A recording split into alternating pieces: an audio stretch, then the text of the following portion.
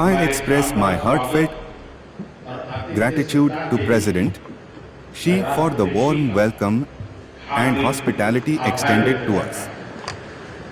Today is the Independence Day of Uzbekistan. Yesterday was the National Day of Kyrgyzstan. On this occasion, I extend my greetings and best wishes to both leaders.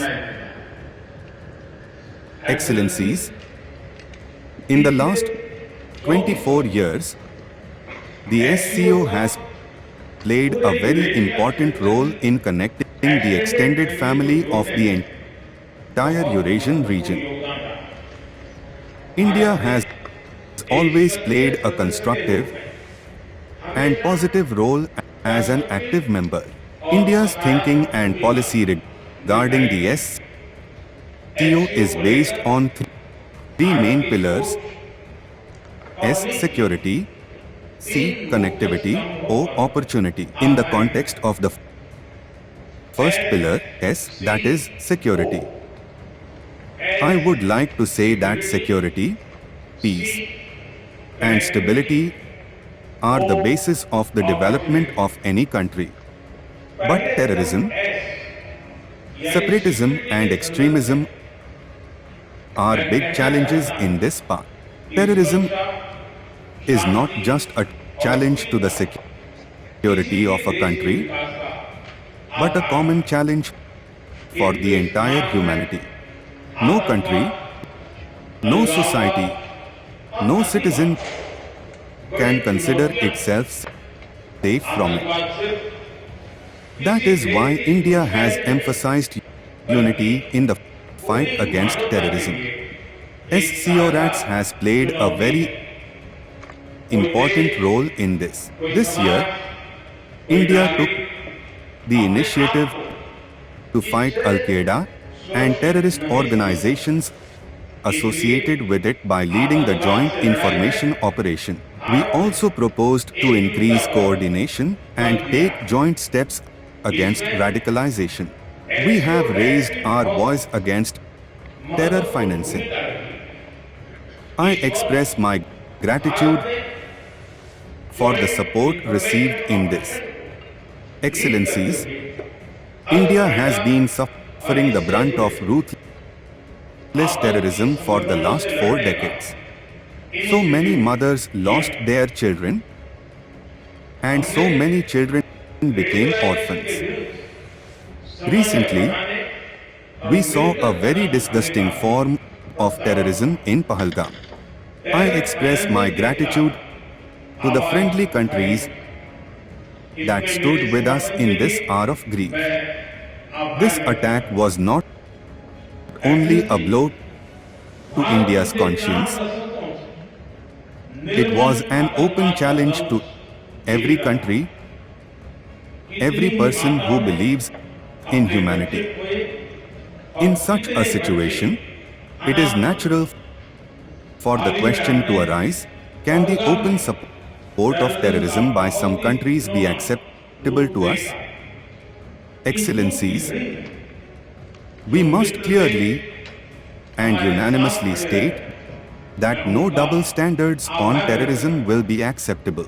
We must jointly oppose terrorism in all its forms and colors. This is our duty towards humanity. Excellencies, I would now like to express my views on the second pillar, C, i.e. connectivity. India has always believed that strong connectivity not only opens doors to trade but also to trust and development. With this view, we are working on initiatives like Chabhar Port and the International North-South Transport Corridor. Through these, we can increase connectivity with Afghanistan and Central Asia. We believe that sovereignty and territorial integrity must be respected in every connectivity effort. This is also enshrined in the basic principles of the SCO Charter. Connectivity that bypasses sovereignty loses trust and meaning. Excellencies, the third pillar is O, which means opportunity. Opportunity for cooperation and reform. In 2023, during India's presidency, new energy and ideas were infused. New topics like startups and innovation, traditional medicine, youth empowerment, digital inclusion and shared Buddhist heritage were added to our cooperation. Our effort was to take SCO beyond governments, to connect common people, young scientists, scholars and startups as well. To strengthen our people-to-people ties, I would like to make another suggestion today. A civilizational dialogue forum should be created under the SCO. Through this, we can share our ancient civilizations, art, literature and traditions on a global platform. Excellencies, today India is moving ahead on the mantra of reform, perform and transform. Be it COVID or global economic instability, we have tried to convert every challenge into an opportunity. We are constantly working on wide-ranging reforms. This is opening up new opportunities for international cooperation along with development in the country. I invite all of you to join India's development journey. Excellencies, it is a matter of happiness that SCO is also evolving with time. 4 new centers are being established to deal with contemporary challenges like organized crime, drug trafficking, and cybersecurity. We welcome this reform-oriented mindset. SCO members can increase mutual cooperation for reforms in global institutions.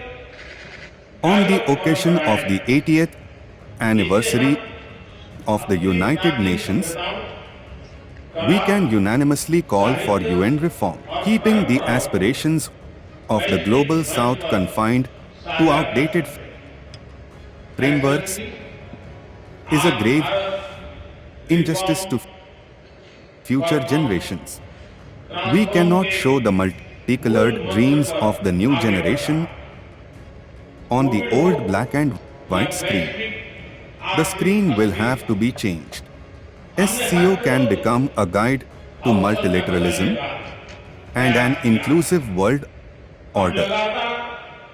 I am happy that a statement is being issued today on this important subject. Excellencies, we are moving forward in coordination and cooperation with all partners. I wish all the best to the next chairman of the SCO, the President of Kyrgyzstan, and my friend, President Japro. Thank you very much.